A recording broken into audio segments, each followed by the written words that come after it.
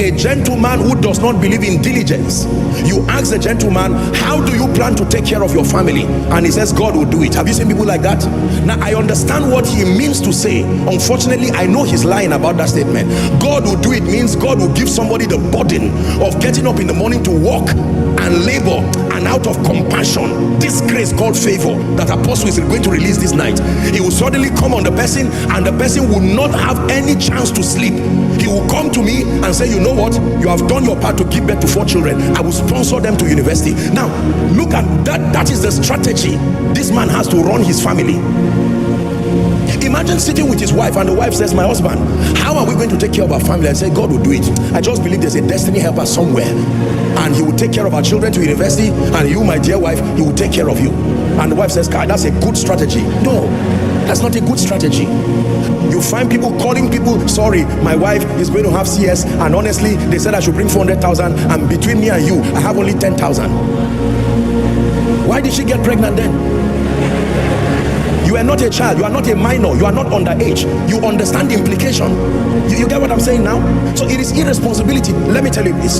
This is one of the reasons why, if God puts you under a teaching priest that loves you and communicates the idea, it is easy to change nations. It is easy to change territories. A major part of the assignment, I submit to you, is not in the hands of government, it's in the hands of preachers. Africa is a spiritual continent, and it's a listening continent, meaning the congregation of believers especially largely become victims of the kinds and the quality of teachings that come to them. This was my contemplation.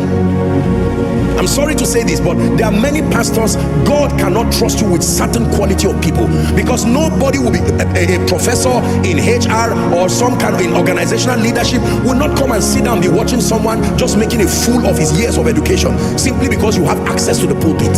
You teach in a way that communicates truth as the person is listening to you.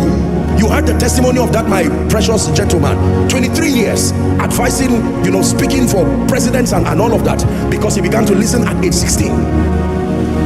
The word of God. My greatest testimony is not raising people from wheelchairs. I tell you, my greatest testimony is not watching crutches and all of that. My greatest testimony is discipling nations, changing the mindset of people.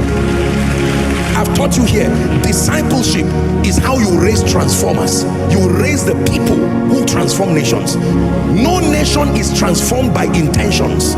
No.